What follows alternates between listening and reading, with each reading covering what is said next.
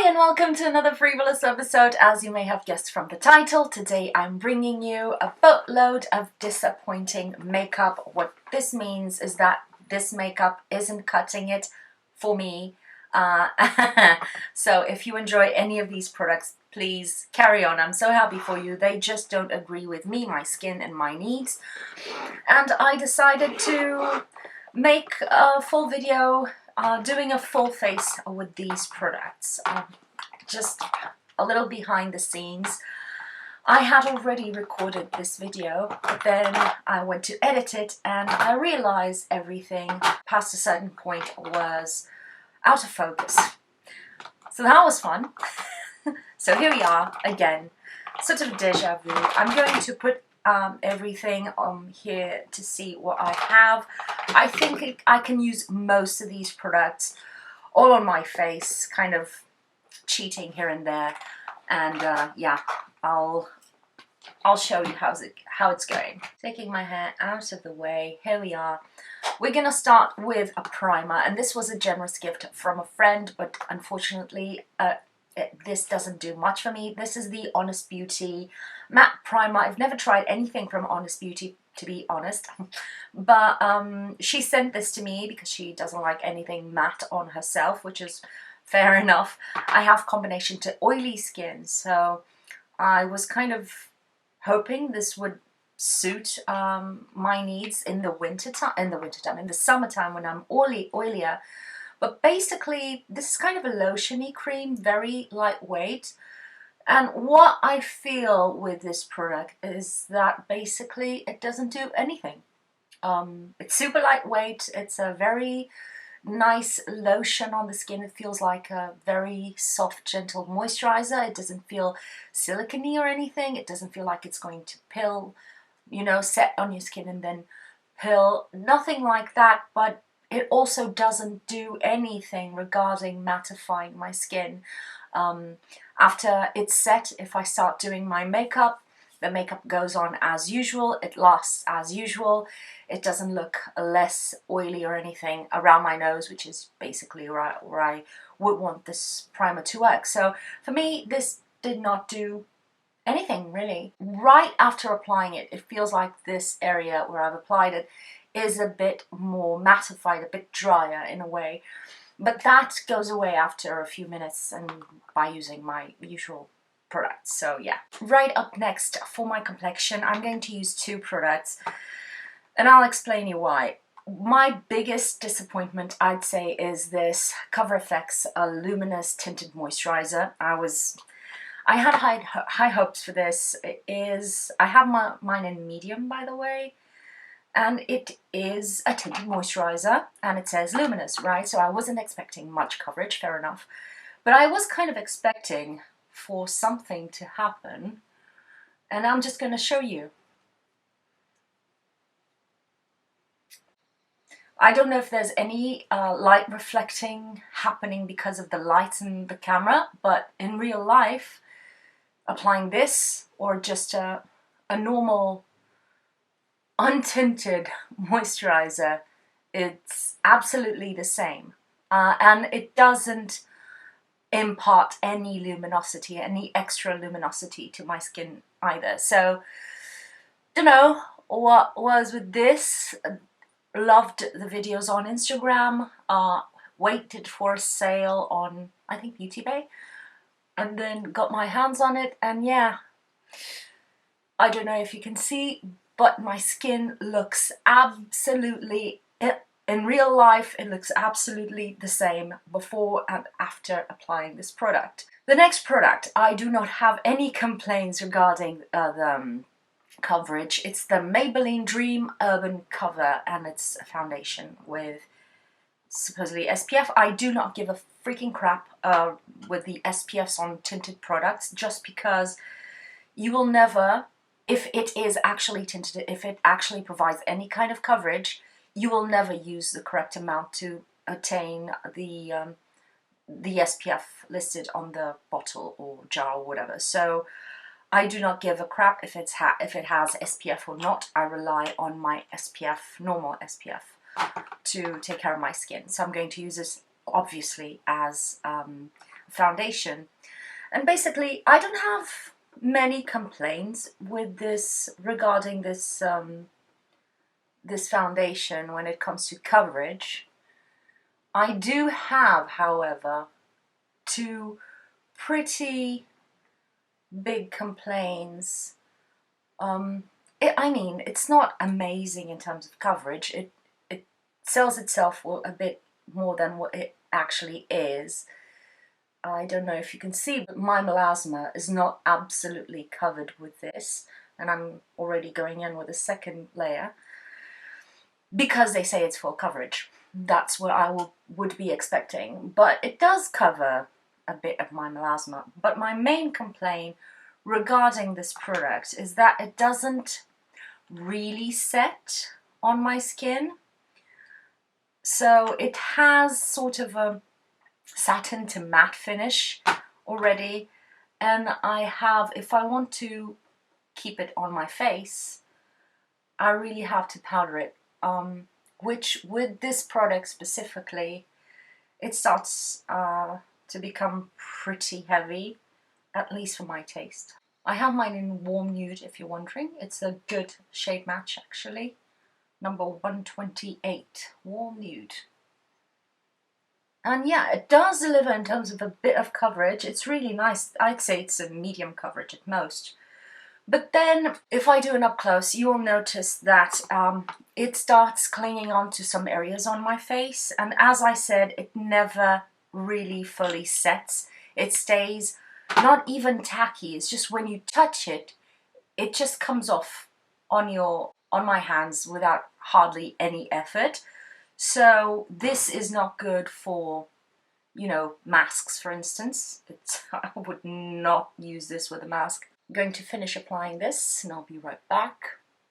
So I've gone and applied a third, very thin layers. I work with thin layers on my melasma here, where it's the worst, I'd say, and it still is showing through. I'm going to lower this a little bit. Let me see. I think you can still see it poking through, kind of like a grayish, grey patches, and it just is collecting and looking a bit heavy already, and I have just applied it. It doesn't look fresh. It immediately starts looking pretty heavy, especially around my mouth where I have most of my texture, so it's not the best for me. And I will have to set it a bit just on this area here. It feels slidey when I touch it, which means it's going to come off as soon as you touch it. It's not forgiving in any way in that sense. It doesn't create a mesh on top of your skin, which is something that, if you're using this for the SPF protection, if the moment you touch it, it comes off, there's a spot where you don't have any protection at all.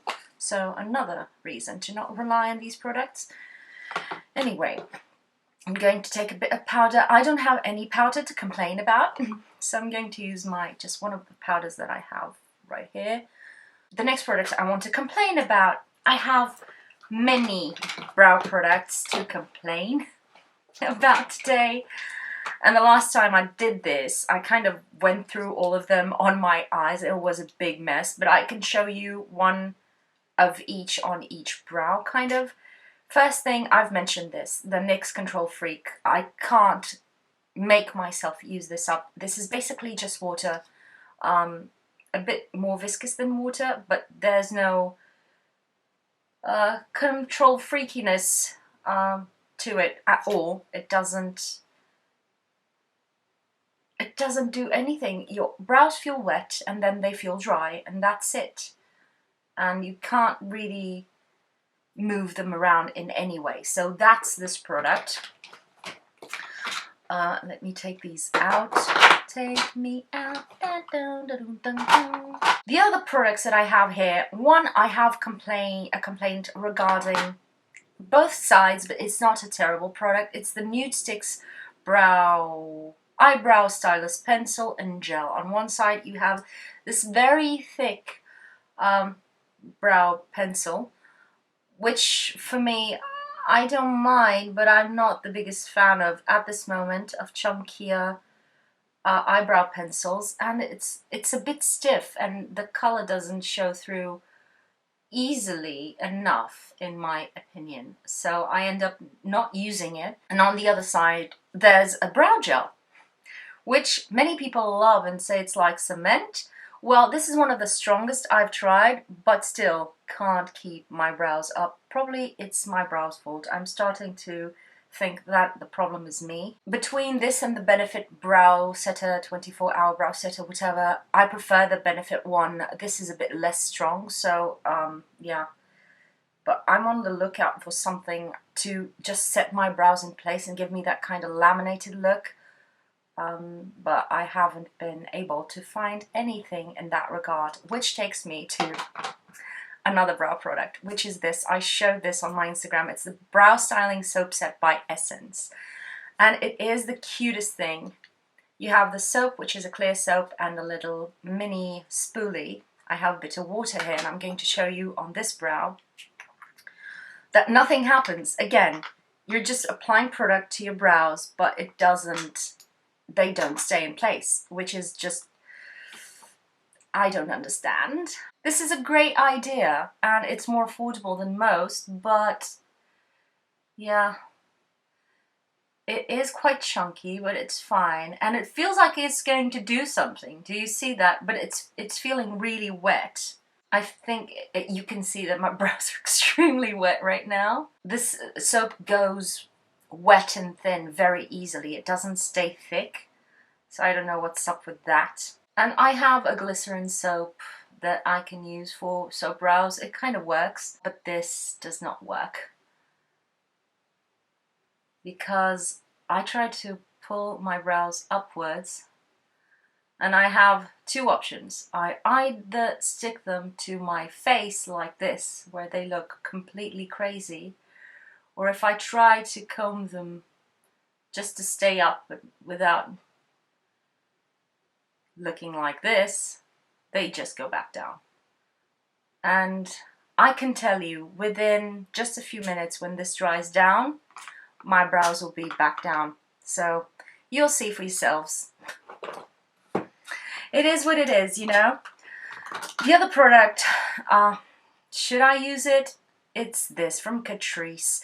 It's the 48-hour Power Stay Brow Gel, and it's a tinted brow gel that supposedly you apply to your brows and lasts 48 hours on your brows and lets them stay for 48 hours.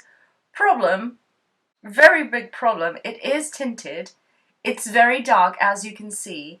You cannot work it onto your brows or you will deposit too much product, and it's tinted. It does become pasty, which makes the brows a bit more malleable, but can we just see? I just applied a little bit, and this isn't a spoolie, this is straight up a doe foot applicator, which is ridiculous. It deposits way too much product, and then if you try, like I'm doing right here, to work the product onto your face or onto your brows, it starts spreading and tinting your face. That's why I'm doing this before I go on with the rest of my face, because, and then if you clean it up, they all go back down. So I don't understand this product. I don't know what came. I wasn't expecting this. This was not a good idea.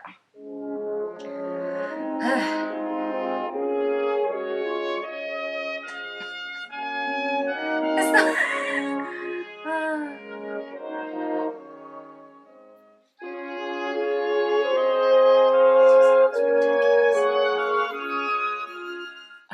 These look too wet. And these look just bad. I don't know what to do with this. Why did I decide to show you this? I'm here for the clicks, right? Ah, God. You get the gist, right? Now, what will I do to balance this out? I don't know. I will have to apply this to the other brow. Oh my God. It kind of creates this really fuzzy tint on the skin. It's too much product on my brows. They're all bad, but all together, they're a force of evil to be reckoned with. So here we are, Angry Bird et al. Let's forget this happened and let's jump into the skin, the rest of my skin. I do not have a bronzer to complain about either, but I do have a face palette that was not cheap, and although I bought it on sale at Sephora, but let me get this out. Okay, this, for your surprise and delight, because we always like people complaining about very expensive products, is the NARS Exposed palette, the cheek palette, and it has beautiful colors in here. Problem is, these colors on my skin, which is a bit more on the textured side, do not look great. I'm going to get a brush. Here we are.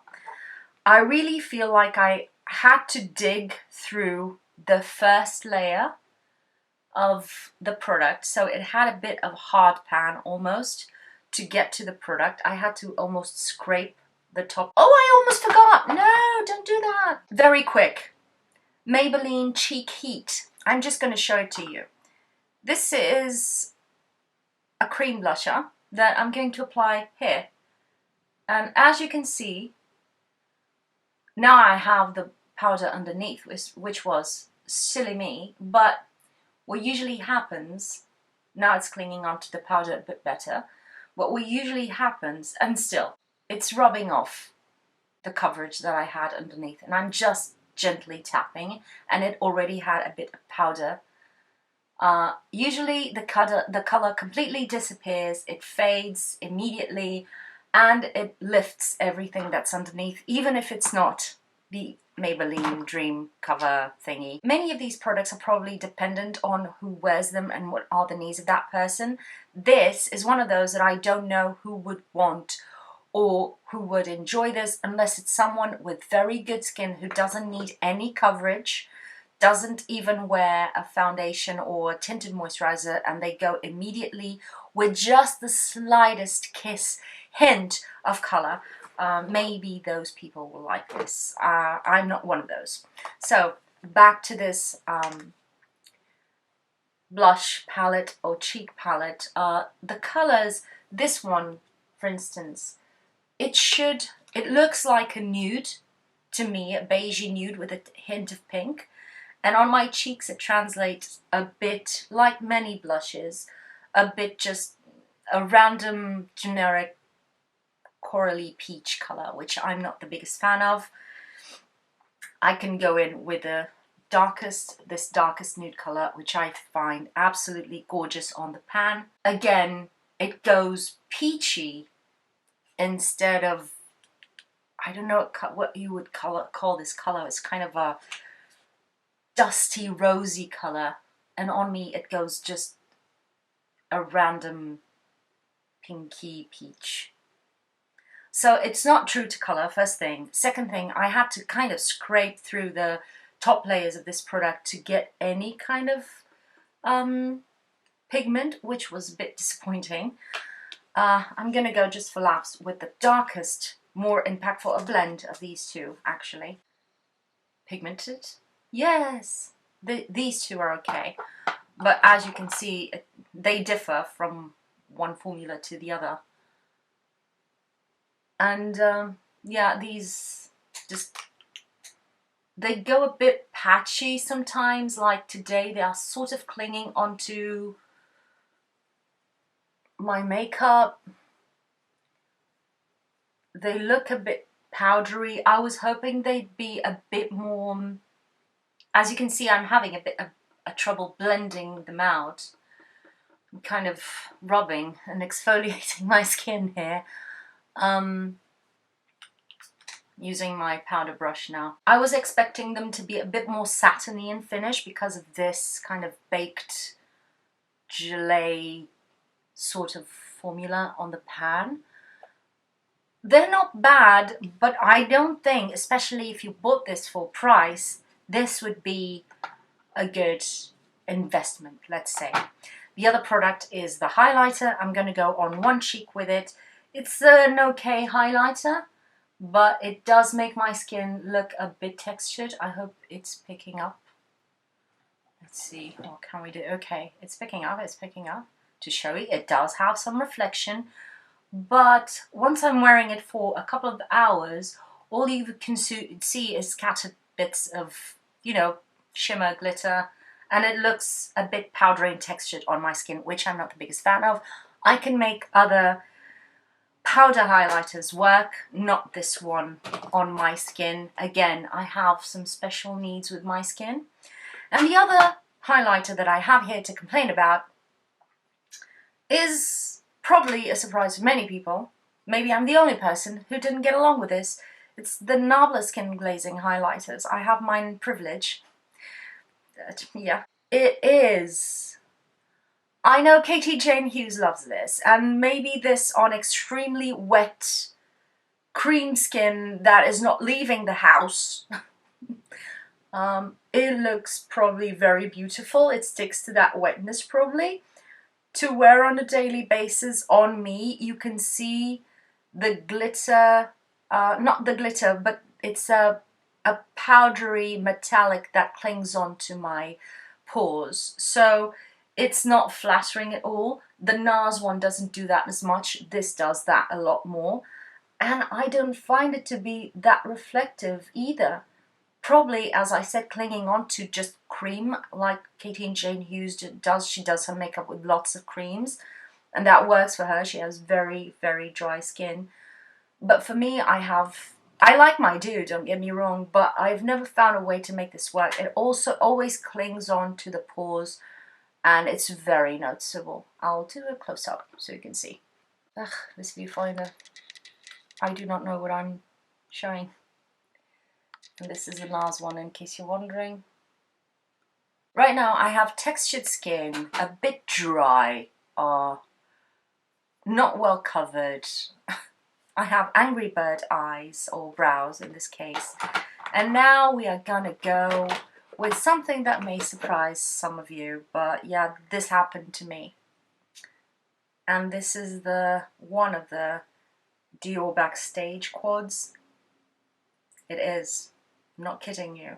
And I think it's not worth the price. It's not that it's terrible, but it's not worth the price. I'm going to use the primer that comes with it, which is a bit weird to have this cream in the middle of all these eyeshadows. It doesn't look professional in my opinion.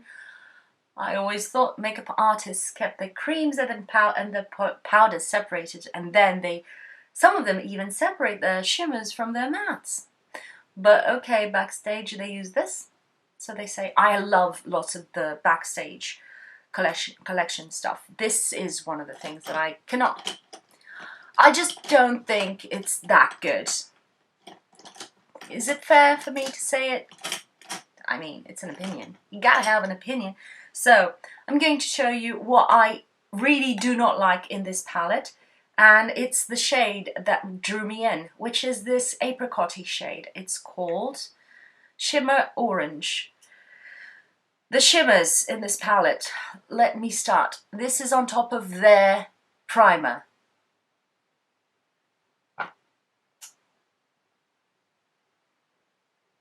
I hope what you see is actually, I'm even bringing you, come here, I'll show you, come here.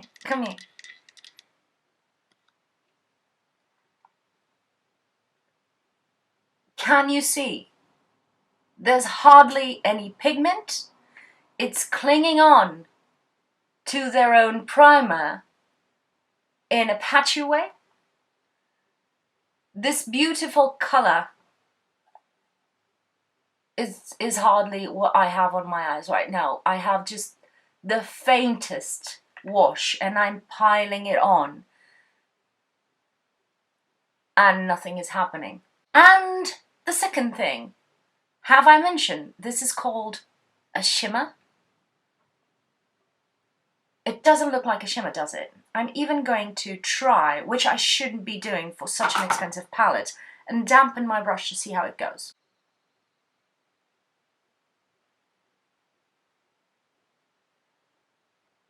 Nope. Yeah, nothing is happening really. It just... Can we just? And the same goes for the shimmers in this palette, which are, let me be, so it's this one, and this one. Oh, this is a shimmer too?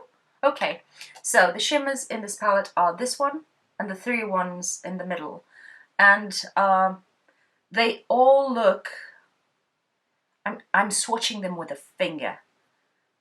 This is the champagne. It's here. I'm trying. I'm really digging into it. I don't mind digging into my eyeshadows. There's a hint of a sheen to it. Maybe on extremely pale people, this would work. This is the orange that I have right now. Now, when you're going into the darkest colors, this is showing a bit more, and this is the better of them all, which is the darkest shimmer. But none of these are shimmers. There's hardly any reflection, a slight satiny effect to this middle one here, which is the one in the middle of the pan, but everything else looks matte. And now let's talk about the mattes. Let me get a brush. The mattes are okay. They're really okay. This one is the one I'm getting on with. Just a mid-tone brown. Pretty fine. Builds up okay. And it is what it is. Very simple brown. This brown is okay. Now let's jump into this red, which is gorgeous on pan, isn't it?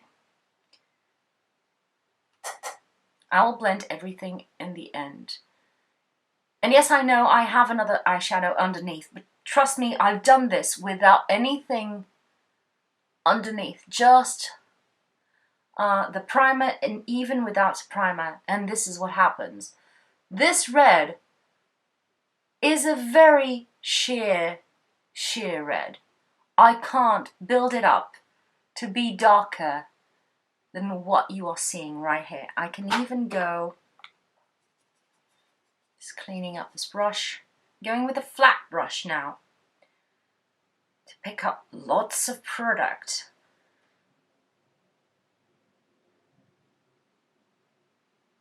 So this is as good as it gets with this shade. Can you see it? It's the same shade, it's the same color, but it's a wash of that color. So, it's okay. Then let's go with this one. It's called Brick, isn't it? Yeah, the matte Brick. That one already has some impact. So as you can see, these shades are hit and miss, all within the same palette. The shimmers don't shimmer. The shimmers are just...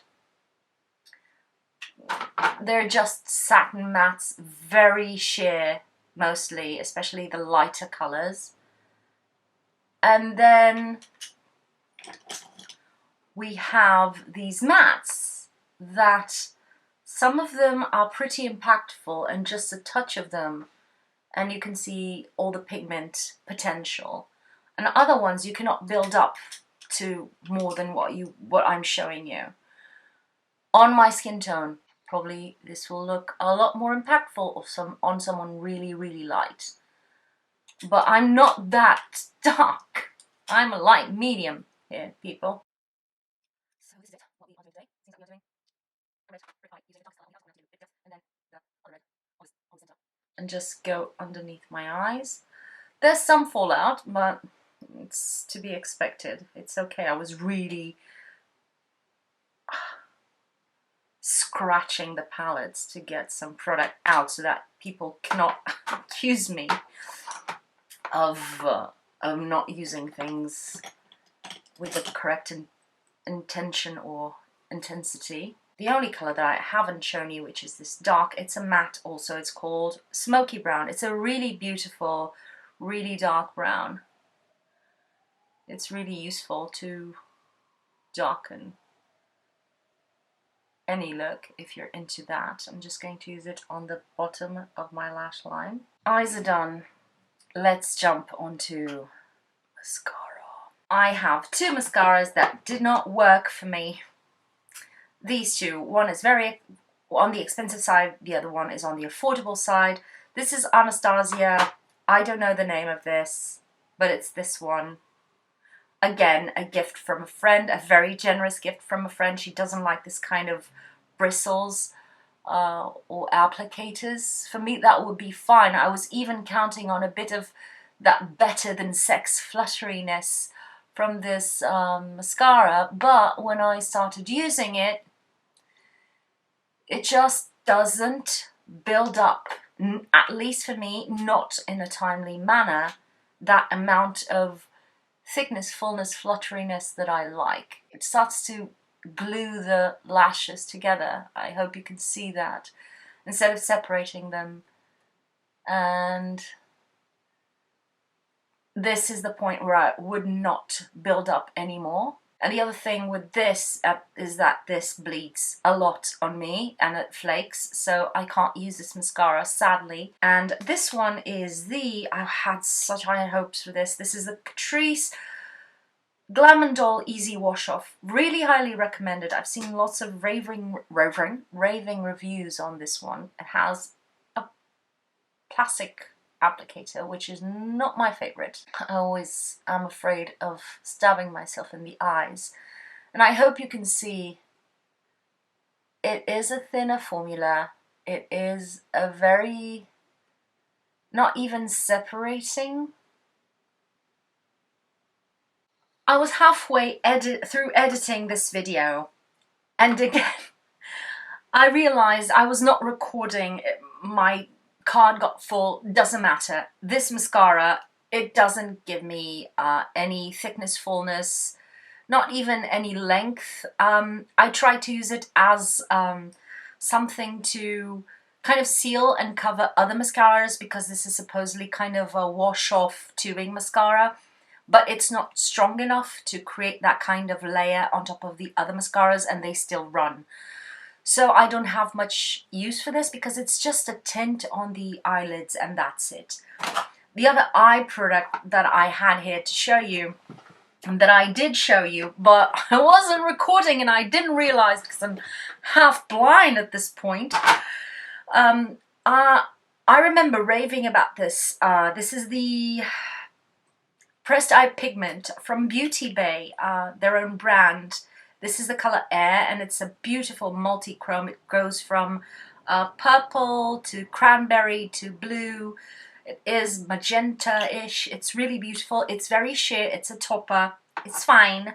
But then with that purchase, I also bought this. And this is basically a liquid eyeshadow. I can't read the name, but it's one of their own brand liquid eyeshadows. Sorry, I was eating and editing and doing my life, and then I realized I had to get dressed again and do this. And this is a beautiful eyeshadow. Apparently, like, you know, a shimmery topper. Watch out, Danessa Myricks, maybe? Who knows? But then, when I apply it, and I'm going to do it again, although you can see what has already happened, I apply it, and then when I start to just gently pat it on to blend,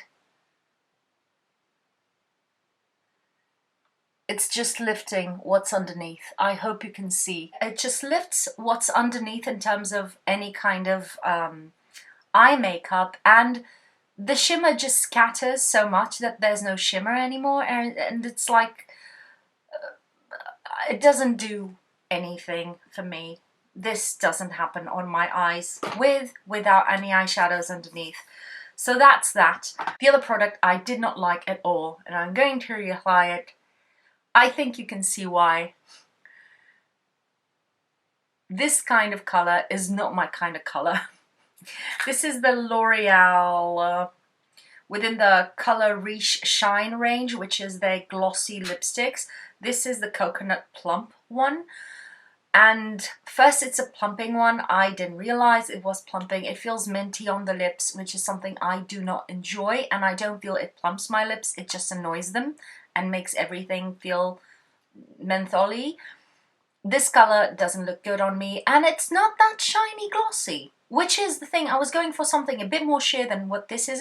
This is quite opaque, and it is pretty, has not much gloss to it, and it kind of starts settling into the lines of my lips, making them not look fuller but look drier and thinner. So I don't know what's up with that. Did not like it. Very sad. The other product that was cut out was this. This is the Catrice Powerful 5 lip care, and this came sort of as a replacement for one of their best lip balms, tinted lip balms to date. This was their Catrice Sheer Beautifying Lip Balm. They came in several shades with this kind of also cardboard packaging. They were very nourishing and felt really creamy on the lips, very lip balmy, but they had a tint that made your lips just look a bit more oomphed, and it was a gorgeous, one of the best formulas I've ever tried, from high end to low end. When I saw these, I thought, well, the new iteration is here. They keep on discontinuing great products and making new versions of them. I would never expect for something to be, this is a very thin formula. And again, it's not glossy. It doesn't look like, you know, a more dewy lip balm. It's just a slight satin, and the pigment clings onto lines on the lips. So again, it gives that kind of dried out lip effect, and instead of concealing it and nurturing the lips, this doesn't work either as a lip balm or as a tinted lip product. This one did both. And stupid me, I trusted them so much that I got two. One I thought was going to be my sheer everyday light nudie pink, and the other one would be my rosy, your lips but better color. Oh, was I wrong? These were the products that I didn't realize were not being featured or recorded because my card was full. Let's jump into the rest of the video. Before I leave you, because this video is not long enough, two products that I wasn't able to use on camera today, but that was still kind of, one of them is a fail, the other one is, depending on context, is a fail. One is the Nudestis Magnetic Matte Eye Color, and I was in love with this beautiful, beautiful chocolatey brown. The name of the color is Chocolate. The problem was that this started drying out really quickly, and it started to not work on my eyes. It was dragging, pulling, it wasn't pretty, and it became patchy, of course, when you try to blend it out. Oh, let me show you. You try to blend it out and it's already dried out. And I know that this is good for making things long last, but it's not good when you have to rub it on your eyes. So it needs to be in that kind of midpoint where this is not, or this stopped being really quickly. And for me, that's a fail. These are pretty expensive, these pencils, so not a biggest fan. And I think it has to do with the matte formula, at least on this darker color. The last product I want to talk about is the Riche Blush and Bloom. And I have mine in Amélie. And this it's a dual-sided stick. On one side you have a blush. In this case it's the blush called Be Loud, and it's this very nice rosy flush, a strong matte rosy flush. And on the other side I chose this because of this part. It's a clear balm called Be Strong. This is supposedly, I believe, a highlighter. The thing is, can you see anything? Can you see anything? This is a very thin texture for a balm, which is fine, but once it sets onto the skin, it's not there anymore, so it doesn't leave that dewy finish on the cheeks, which is what you will probably look for when you're going for a bomb highlighter. And I tried this with lots of different foundations, no foundation, and it still was a fail. The matte blush, it's absolutely fine. It's a matte blush. You will have a bit of a tougher time to blend it out if you have very dry skin, but I could make it work. It was fine. But the bomb highlighter, so 50% of the product for me, half of it was fine, the other half was just non-existing. I then one day, just out of sheer curiosity, pulled out my Jouer foundation, which is the Essential High Coverage Foundation. It is a very, very, very high coverage foundation with sort of a velvety, matte, creamy finish. And I use this on top of it. You have to dab it with your fingers or else you will disrupt the high coverage that the foundation gives. But once you apply it with your fingers, I finally realized what this was for. This transformed that foundation into, from something quite matte and opaque into something that seemed to the eye translucent and sort of dewy and hydrated. So it made your eye believe that you were looking at somebody that wasn't wearing that much coverage after all.